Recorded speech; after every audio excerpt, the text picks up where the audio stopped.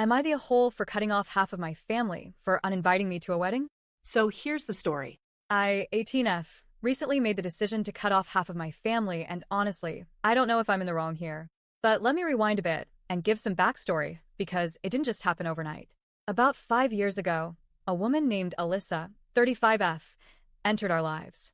She started dating my dad, 40M, after he and my mom had been split for some time. Our family was never perfect, but things were generally peaceful. Just your typical family drama that would blow over in a few days. Nothing ever stuck for long.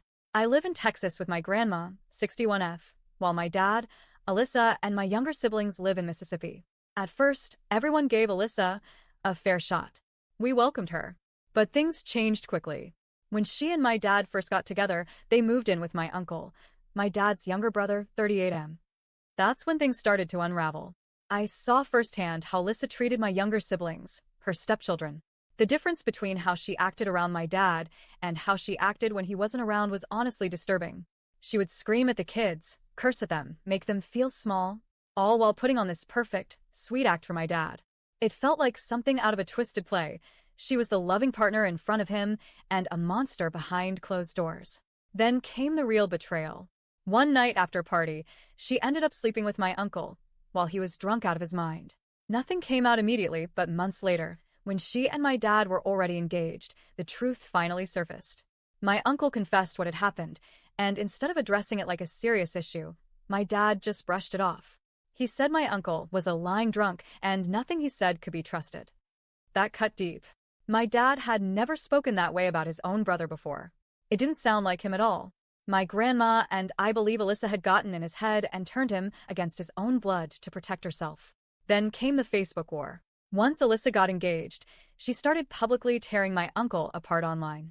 She called him a drunk, a woman beater, a man whore, and claimed he would never amount to anything. These were public posts, not private messages. People saw them. People believed them. Some of my uncle's closest friends, and even a few extended family members, distanced themselves from him because of what she said. My uncle, by the way, is none of those things. He's a hardworking, devoted father who does everything he can for his kids. He may have his issues, but he's never been abusive or malicious like Alyssa painted him to be. My grandma saw the posts and was disgusted. She unfriended Alyssa to avoid seeing the hate-filled rants, and I had coincidentally deleted Facebook around the same time for unrelated reasons. But of course, Alyssa noticed. She realized her follower count had gone down and saw that both me and my grandma were no longer connected to her. That's when she sent the text. She messaged my grandma and accused us of being childish and punishing her for speaking the truth.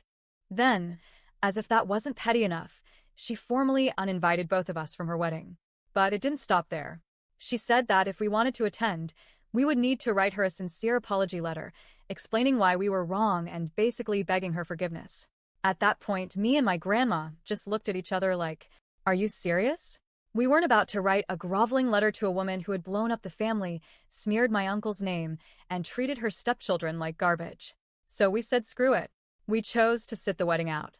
That decision had consequences. Because we didn't bow down to her ego, Alyssa decided we no longer deserved to have a relationship with my younger siblings, my 16-year-old brother and 10-year-old sister. She has completely cut us off from them. No phone calls. No visits. Nothing. It hurts. A lot. I miss my siblings every single day. My grandma misses her grandchildren. But we decided we had to draw the line somewhere. We couldn't keep pretending everything was fine just to keep the peace. So we cut off Alyssa and anyone else who stood by her side. Now we're being called immature. People are saying we should have just apologized and moved on for the sake of the family.